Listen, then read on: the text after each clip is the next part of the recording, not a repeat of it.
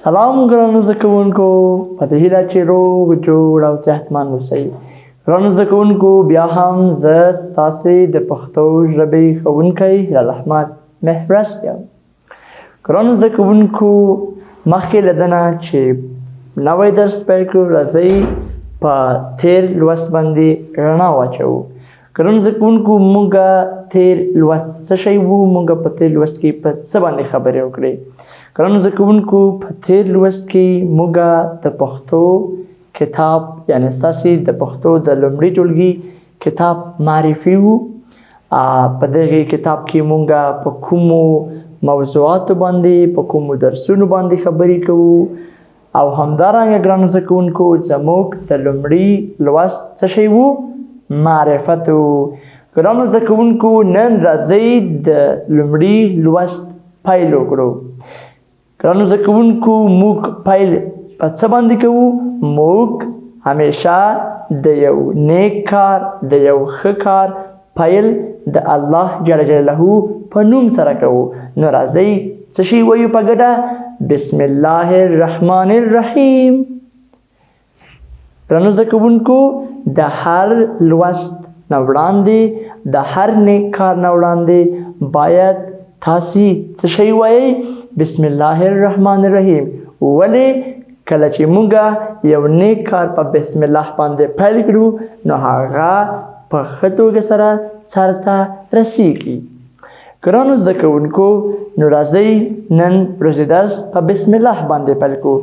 بسم الله الرحمن الرحیم. ګرانو زده کوونکو، زموږ لومړی لوست یا د نن ورځې لوست څه شی دی؟ هغه الله جل جلاله ده. ګرانو زده کوونکو، الف څه شی؟ الف. آیا تاسو الف پیژنئ؟ الف څه شی دی؟ آفرین، الف د پښتو ژبې لومړی توری دی. الف څه شی دی؟ د پښتو ژبې لومړی توری دی. موږ او تاسې په تیر لوست کې د الف انځور لیدلی وو. الف څنګه لیکو؟ الف غږ څه شی دی؟ آفرین، په دې ټولو باندې موږ په تیر لوست کې خبرې کړې وې.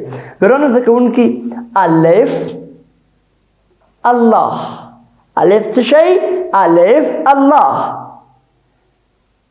ګرانو زده کوونکو، الف الله. اوس راځئ د الله جل جلاله وګورئ. د الله جل جلاله نوم له څو تورو څخه جوړ شوی؟ آیا ماته ویلی سئ چې د الله جل جلاله نوم له څو تورو څخه جوړ شوی؟ آفرین، د الله جل جلاله نوم له څلورو تورو څخه جوړ شوی. کوم توری دی هغه؟ آفرین، د الف توری، بیا آفرین د لام توری، بیا آفرین بیا د لام توری، او د هغه څخه وروسته په آخره کې د ح توری. کوم توری؟ ح توری. نو څه شی کیږي؟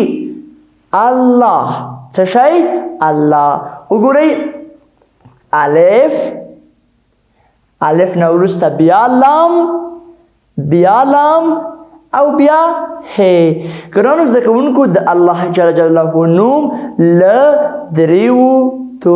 څلورو تورو څخه، له څلورو تورو څخه جوړ شوی ده. هغه څلور توري کوم دي؟ الف، لام، لام، ح. د الله جل جلاله د نوم لومړی توری څه شی دی؟ آفرین، د الله جل جلاله د نوم لومړی توری د الف توری دی. نو ګرانو زده کوونکو، ځکه زموږ د نن ورځې درس الله جل جلاله دی. ګرانو زده کوونکو، الله جل جلاله څوک دی؟ الله جل جلاله ګرانو زده کوونکو هغه ستر ذات دی چې موږ او تاسې خلق کړي یو، موږ او تاسې پیدا کړي یو. ګرانو زده کوونکو، الله جل جلاله هغه ستر ذات دی چې الوتونکي مرغانې پیدا کړي، همدارنګه انسانان، همدارنګه آسمانونه، ځمکه شپه او ورځ. ګرانو زده کوونکو وګورئ څومره یوه ښکلې دنیا. ګرانو زده کوونکو څومره یو ښکلی لمر، ورځ، شپه. ګرانو زده کوونکو الله جل جلاله هغه ستر ذات دی چې موږ او تاسې ته نفقه یعنی رزق راکوي. ګرانو زده کوونکو الله جل جلاله هغه ستر ذات دی چې موږ او تاسې پیدا کړي یو. موږ او تاسې دومره ښکلی بدن راکړی، سترګې راکړي، موږ کې دا توانایي را پیدا کړې چې موږ خبرې وکړو. ګرانو زده کوونکو د دغو ټولو شیانو خالق او پیدا کوونکی څوک دی؟ هغه الله جل جلاله دی. آفرین ګرانو زده کوونکو. آیا پوهیږئ چې الله جل جلاله څوک دی؟ الله جل جلاله څوک دی؟ آفرین. الله جل جلاله څه شی پیدا کړی؟ ځمکه، اسمانونه، غرونه، مرغان، انسانان، شپه، ورځ. ګرانو زده کوونکو موږ څوک یو؟ الله جل جلاله خو خالق دی، پیدا کوونکی دی، ستر ذات دی. موږ او تاسې څوک یو؟ موږ او تاسې د الله جل جلاله بندگان یو. موږ او تاسې څوک یو؟ د الله جل جلاله بندگان یو. هغه زموږ او ستاسې رب دی. څه شی دی؟ زموږ او ستاسې خالق دی، زموږ او ستاسې رازق دی، موږ ته رزق راکوي. ګرانو زده کوونکو موږ یې پیدا کړي یو، نو هغه زموږ خالق، زموږ خدای دی، زموږ ستر رب دی الله جل جلاله. که چیرې له تاسې څخه چا پوښتنه وکړه چې الله جل جلاله څوک دی، نو تاسې به څه ورته وایئ؟ آفرین. تاسې به ورته وایئ چې الله جل جلاله څوک دی؟ زموږ پیدا کوونکی دی، زموږ خالق دی، زموږ رازق دی، او موږ او تاسې د هغه بندگان یو. آفرین ګرانو زده کوونکو. ګرانو زده کوونکو اوس راځئ په دغې لوست کې مخکې له نه چې دا لوست پیل کړو، دلته موږ ته د الله، ګورئ د الف په توري باندې د الله نوم پیل شوی.